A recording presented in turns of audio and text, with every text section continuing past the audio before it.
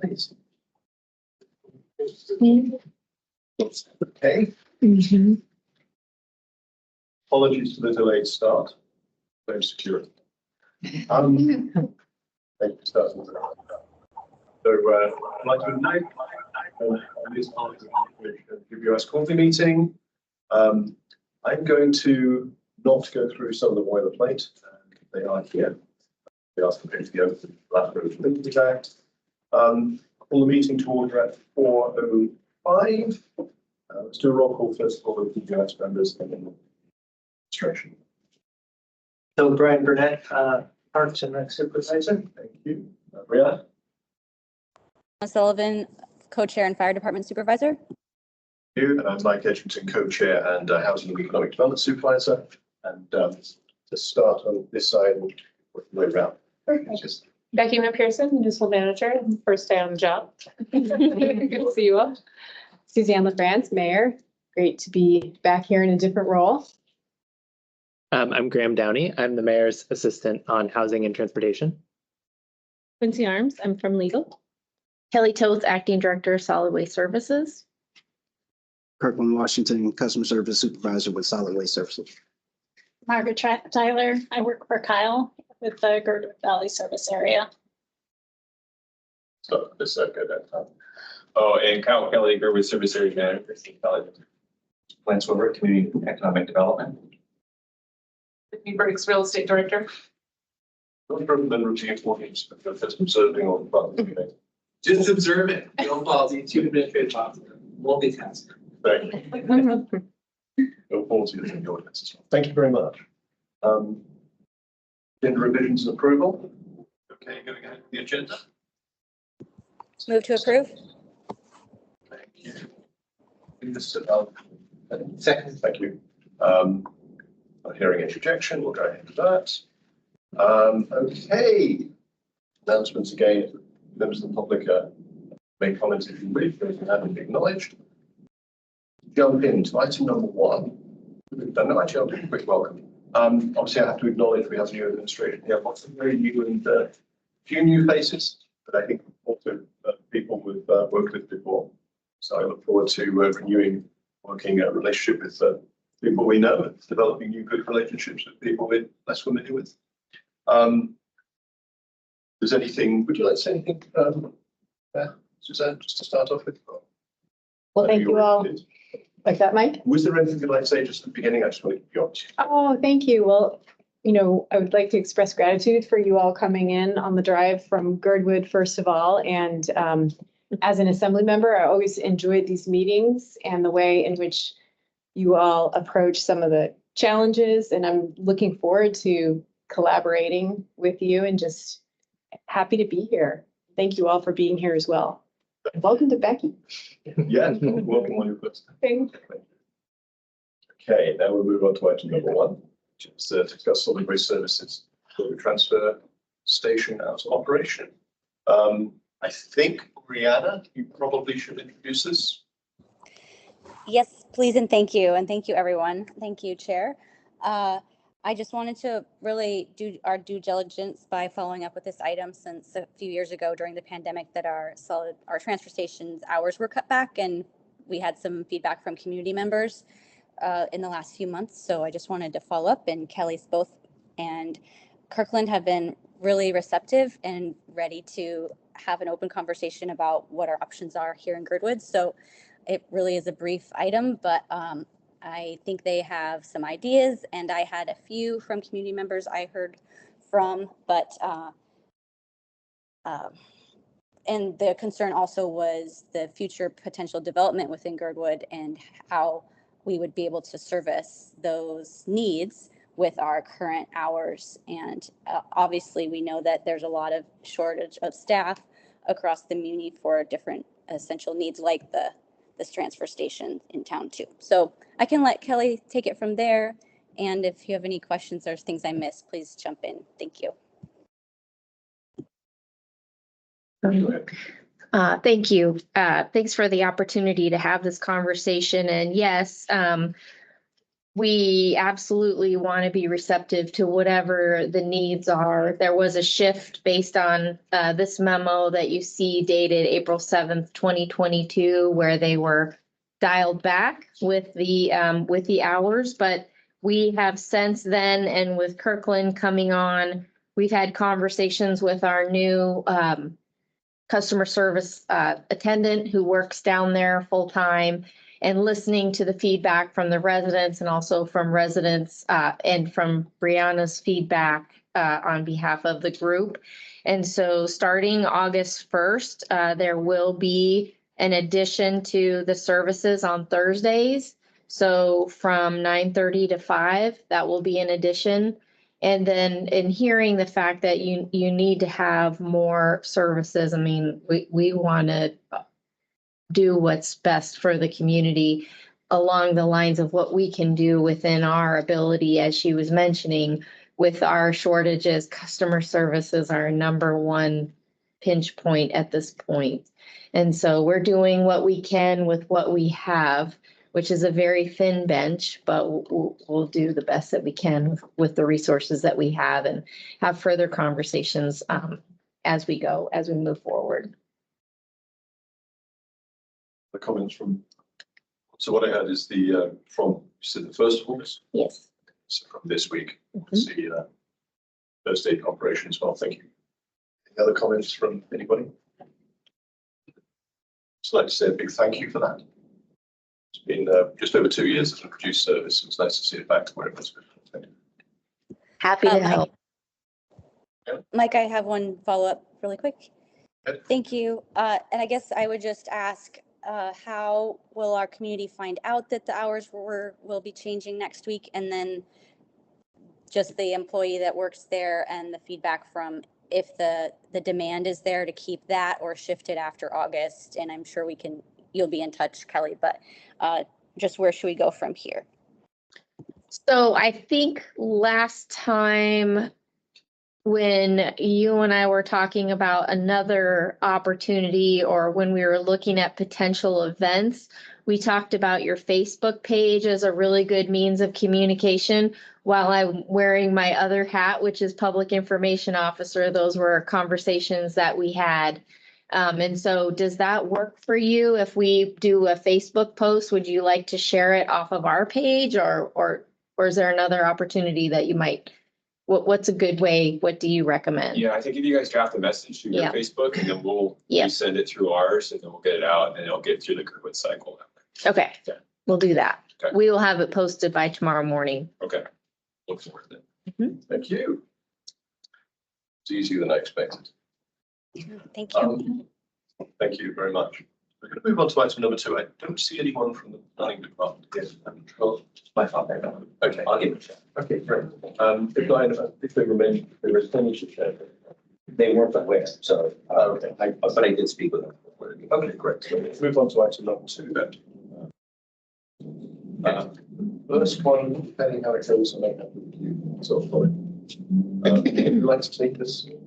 Well, thank you. I will, and I'll do my best to speak on, for Mike also, as we know, he is probably the leading expert on this comprehensive plan. And I've been participating in the sidelines throughout this long community process. It's one of the most expansive community processes that I have seen since the Girdwood Trails plan, which we all went through. And I think part of the fallout from the Trails plan is we're having a little bit of meeting fatigue in Girdwood, which is strange because we've got a high tolerance for meeting in our neighborhood, that is for sure. I'd like to comment from the Imagine Girdwood notes that they came out with following our meeting at the planning and zoning. And we went through, we're coming into the last step of the process, and action by the assemblies are our next step going forward. We went in front of the Planning and Zoning Commission on the 15th. Prior to our arrival at the Planning and Zoning Commission, we had they recommended 11 edits and amendments to the plan that came forward. And those are included in the packet today. We went through them at the Planning and Zoning Commission meeting. And there were a couple of items that were consistent with our plan, and there were a couple items that were in contrast to our plan. And so we left from planning and zoning with with an approved amended Girdwood comprehensive plan. And that pretty much is not in alignment with what the community of Girdwood has put forward. There's some significant issues there to deal with. Can I say that's a okay summary, Mike? Okay. Excuse me, I'm also on my first one of these meetings here, so.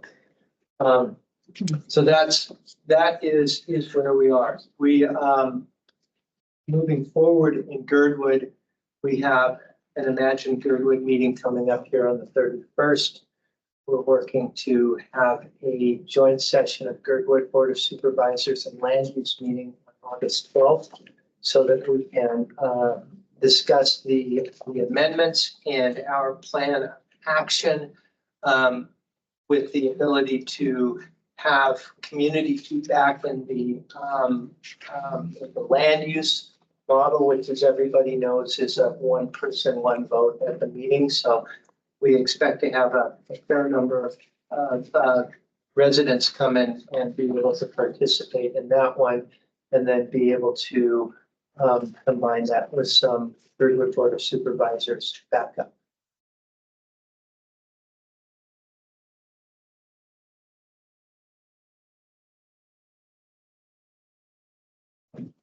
Just to clarify, was there a specific thing you were looking for from response to that? It's a 20 question from planning. No, I am not familiar enough with the process moving forward from the planning department to say specifically what I'm looking for.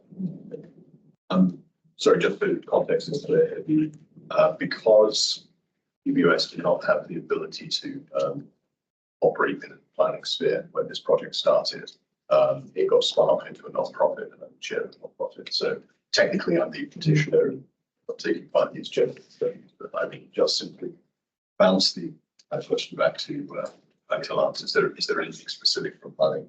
I was just asking, I think that Brian has characterized sort of the situation to date, the planning process summary, and then the planning and development commission, the actions that they took to change that they make. They have a resolution that they will prepare. The staff, the planning staff will prepare the documents for assembly's review. I suspect, I don't know when the schedule is, but generally what happens is what it will get on the docket.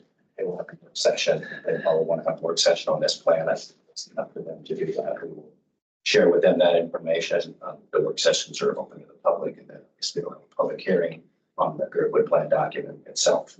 Since they again take public testimony, but I think here's a synopsis of what planning and zoning had done, some of the concerns that were expressed at the hearing based on what I've heard. So, yeah. May I add one observation? And well, we did not necessarily get the outcome of the Planning and Zoning Commission that we were looking for when we went in. The exchange and the meeting overall was a very positive meeting. I think we had a chance to speak and be heard. But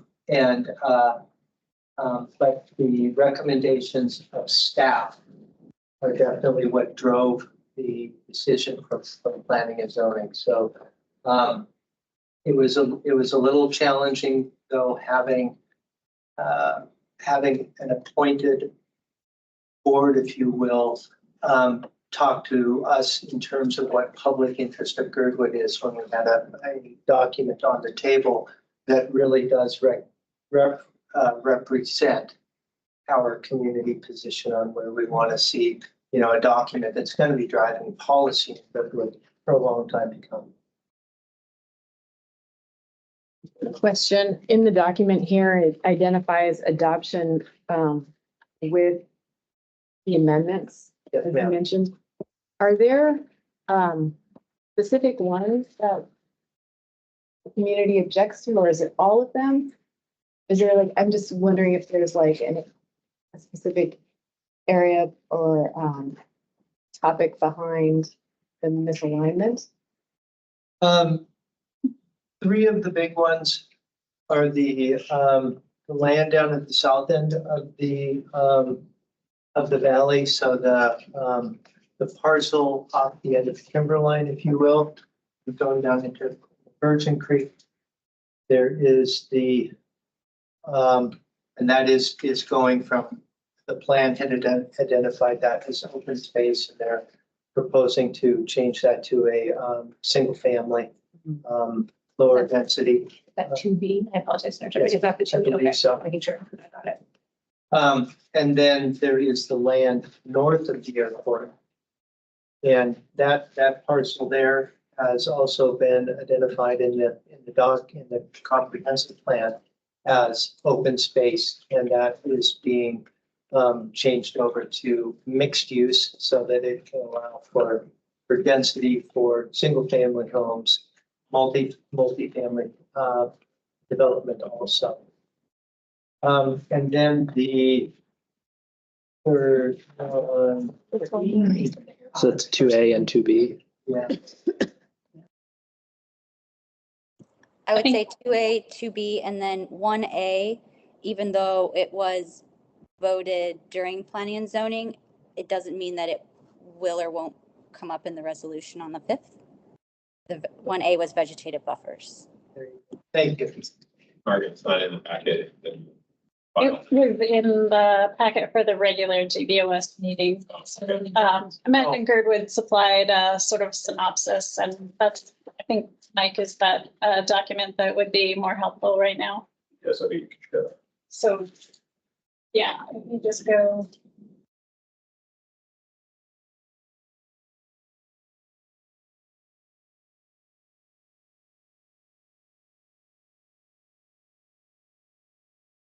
Right, oh.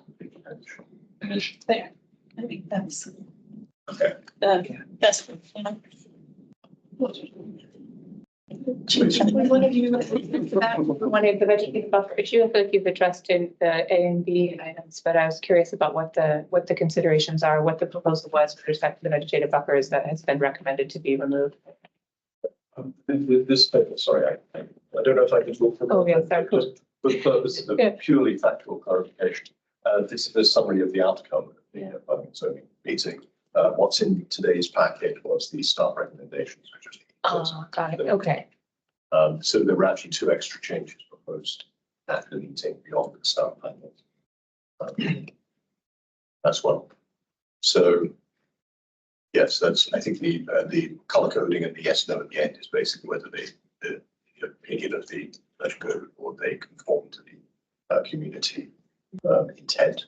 So there are four which came out of planning and zoning as recommended amendments, which do not respond to that. And three proposed from planning, three proposed from planning, which do not correspond with, not accepted by planning and zoning. And everything else really is. By this document is not apologies for. Otherwise, I'll just be happy on this.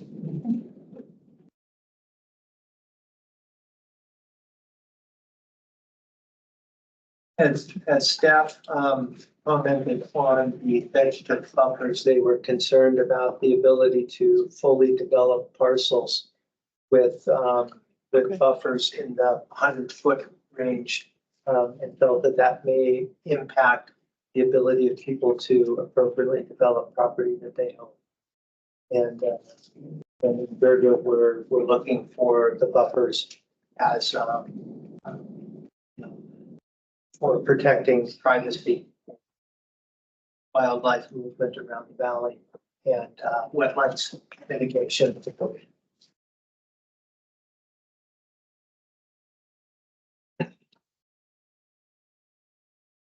So we will follow up with the additional documents as well. May I go on to the items here? So Yeah, actually, we're done with that item. Let's move on to the other two. Please. Thank you. So the next one is information about historic district and the outline of the process for doing so in the MOA. So it's pretty much say a simple process. There's an application process that's available. The application is filled out. The application is reviewed by the planning department staff. They manage that's historic preservation board. And then the board reviews it. They're in agreement with the application. It goes to planning and zoning. To be quite honest with you, I don't know why planning and zoning is in that group, but they are. And it goes to the assembly. I will send you the link. If there's somebody on your board that's interested in looking the application, I can get you connected with Tom Davis. He's the resident expert and the staffer to that. So I will send you the link to the application. That's the second part of that one is and I'm not sure what the interest is as it relates to Old Girdwood itself. On the agenda here is the use of the overlay district compared to a service area to achieve the local goals.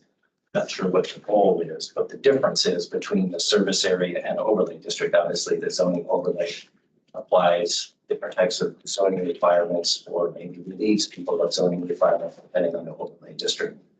And I would think if the interest is to create historic character or historic district, is to do it in the description I just described rather than do it through the zoning process. Because if you want to change anything, it's a lot longer.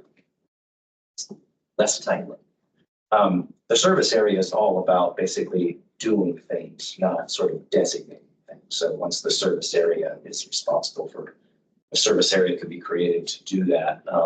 But if there were activities to be done or improvements to be made that were special to that part of Girdwood, I think that would be a comparison between an overlay district for zoning, service area for implementation. Sorry, I think the third point is actually about a slightly different topic. Okay. Not directly related to historical. Okay, I understand. Yeah, thank you very much for the but actually really down the top of it, it's got the same resources. Okay, so perfect. Everyone's in alignment, which Very good. I think the third one was I'm going to attempt to characterize this. Perhaps isn't quite stated correctly. I think there's some people in the community are looking at how overlay districts can be used in a way to add changes in zoning and land use across Girdwood. There are other people in the community who say we already have Chapter 9, and that does the same thing. So I think this was an opportunity to ask perhaps some technical questions of planning, look out some differences between them. And I think the issue about service area is probably a different question, which has also come up about the differences between how a service area can raise and spend money compared to an improvement district. I'm not sure why improvement district wasn't the same. That's the discussions I'm hearing. So I think we can defer this for another opportunity. Okay. The service area versus improvement district, not an issue type of way one point. Okay. So we can get you some information about differences between those two. Was there anything else, anybody on the board or where in the meeting would like to address under the historical district? I think, Mike, did you ask about the historic district? Yes, that was the first question. Thank you. I would just clarify to everyone that people in our community were asking us and kind of petitioning to have this happen, and we're just looking in to see if it's worth it and how far into this should we go, and needing to learn more about it before we.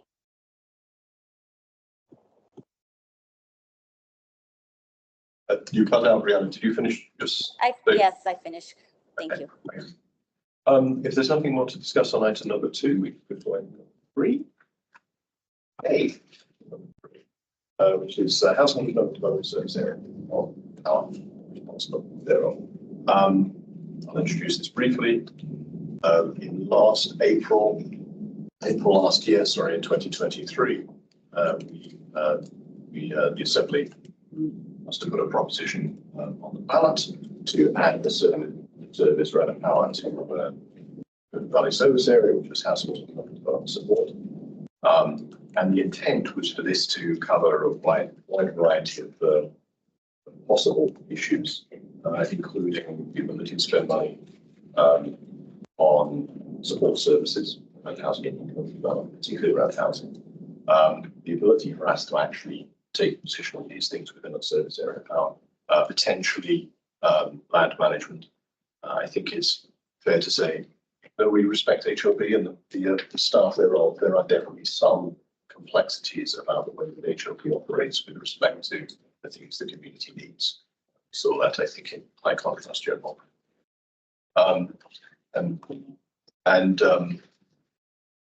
There are some other issues around support services, perhaps things around the short-term rental as well, which we're having discussions about with them. So I guess really this item was twofold. One was just a general an introduction to this topic, and I think I was trying to articulate a sense of and for this power and to answer any questions administration. And then secondly, the more specific question is land management responsibility. I had some informal discussions with Director of State about how this could work, and I think we got to a point of being so very mechanistic questions which need to be answered. I'd like to give the opportunity for Tiffany to introduce those. Actually, have a discussion around those. Hand it over to anybody else who wishes to make a comment on this.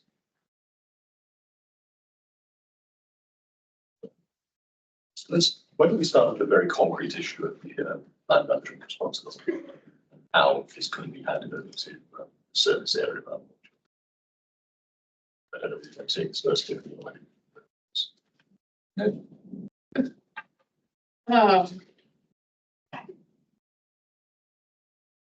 I don't know is the short answer. I've asked for a legal opinion and we will try and work through what that looks like and if it's possible, because, you know, I guess my whole sticking point is that I just don't, when I read the ordinance, like I don't see that it has the management authority piece. So that's why my brain is like, I don't know how we do that. And typically, you know, management authority is, it's a department, it's a division. And so who is that department or division for GBSA? So. Can I, well, the question, that's the same question I've asked you before, you'll know the answer. I think there are parcels of land within Girdwood which are managed under GBSA, but they're under parks or something. So they're under a different division with associated with the GBSA. So I'm saying, how does that work now? So when land is managed by Parks and Rec, that's a division in a department. So what role GBSA has in that, I don't know. But when we're transferring land, it's to Parks and Rec. Okay, so I think it's mentioned in the assessment. Yeah. So yeah. Girdwood Parks and Rec is a division under Parks and Rec. Is that what you're saying? Yes. Okay, right. Yes. So perhaps the issue is to create something. Okay, thank you. Yeah, I'll step in because right now we do have a situation where HLB still owns or is the ultimate responsible for the land. But for example, the park and ride, the service area maintains the parking ride for plowing and street maintenance, but the land is actually under HLB. So we're given a yearly permit to manage that land, and then but it's it's just a permit that we renew every year. So if the service area or Girdwood wants a land transfer, I think that's what you're asking here, is basically transferring the whole entire management responsibility from HLB and just be the service area that's responsible for it. I think what's in front of us is the RV park idea. It's like the first stage. Yeah, it's one of the lots that initially they want to get started with. Yeah, so I guess the analogy here is there is the permit process at the maintenance yard and park and ride. Right. There are other pieces of land where obviously they're still owned by the municipality and real estate still have them all. Right. But they are no longer under the economic management authority. After residents so maintenance operating. So I guess the question is, you don't have a parallel structure or division which would fulfill land development or other, related issues. So perhaps it's just a mechanical process of developing that. But that's what we're trying to understand. What we're trying to understand is what are the next practical steps. And Tiffany, I think one thing that I've heard from GBOS over the years, I mean, particularly with our street maintenance lot, is the lack of commitment to do capital improvements without knowing that GBSA is going to have that land eternally, perpetuity. We're just on a yearly lease. And, it's a frustration on my side because I can't invest into this property. So, we're talking through this right now with the industrial park, but I think that's what they're getting to is how do we find a method to transfer land that HLB will support transferring to Girdwood Service Valley service area to take care of, and then take it out of your inventory. So I think that's where they want to go. Just throw one more wrinkle. I think that the technical term is withdrawal, isn't it? In HLB's terminology and code, is withdrawal from the land bank and allocation to another municipal entity. Well, effectively, no different to that. It still stays under real estate, but it moves from HLB to another entity. And that means, for example, if it's not under HLB, then it doesn't necessarily have to be, support can be done by taxpayers, etc. So there is more flexibility for us. And we don't necessarily have to go through HLB process and justify that as a municipal wide benefit.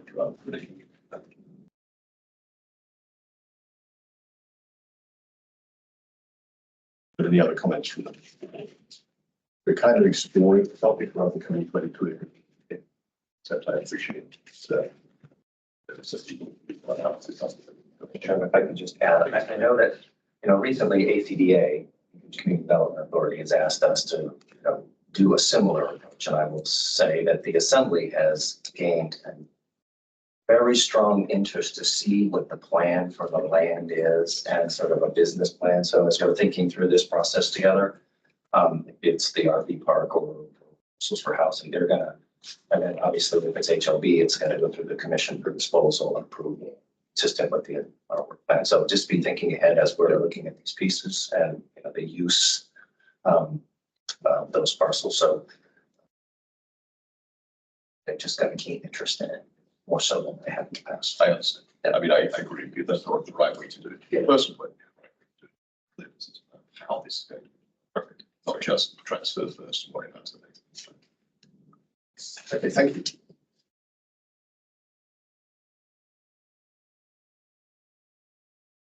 If there's no more on that topic, let's move to topic number 4, which is discussion of moving levies. I think in this case,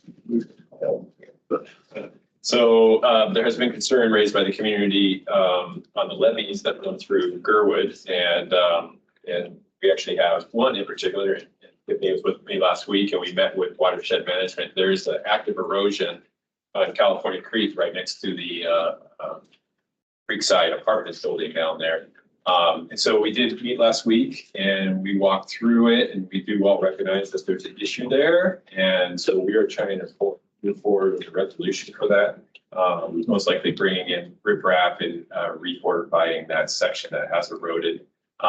It was initially caused by a tree falling down and pushing the creek towards the dike or levee, which is just really a earthen berm dike, not well armored. So we will move forward on that. I think really it comes down to where the funding comes from to get it done. We agree it needs to be done. And so we need to get a design done and get that going. So we will try to proceed on that and see what we can get done as soon as possible. That's on ASD property or is that on HLB? It's on ASD property, but ASD is a department of municipality, and so there's sort of an overarching aspect to the parent owner. So we just need to figure out how we can find for that. It's a bit complicated, but that will have to work itself out. And then the other one was Glacier Creek and where California Creek confluents come in at the railroad trestle. There's no active erosion at this point in time that we've seen, but has been brought up by the residents of Old Town that levee dike plays a very important role of keeping the water out. The creek is actually higher than most of the foundations in Old Town. So I think there wanted to be a strong presence to examine that area. There are a lot of owners in that area between HLD, the railroad, and DOT.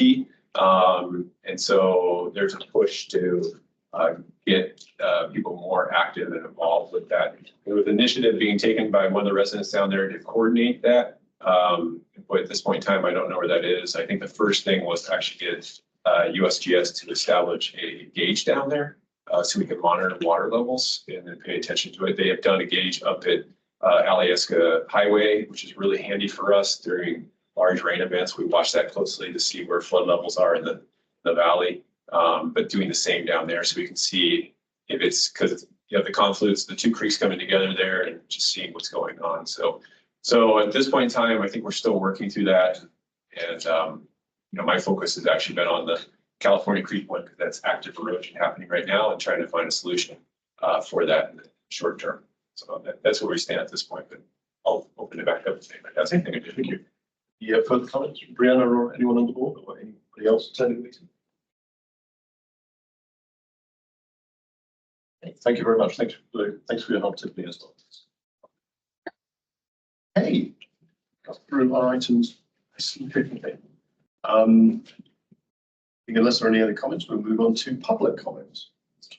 Persons offering public comment, state their name and address. Public comments are 3 minutes. Topic's not on the agenda. Just any members of the public on the call, the room. To Chambers, unless there's any final comments you would like to make. Thank you for having me here today. Get used to it.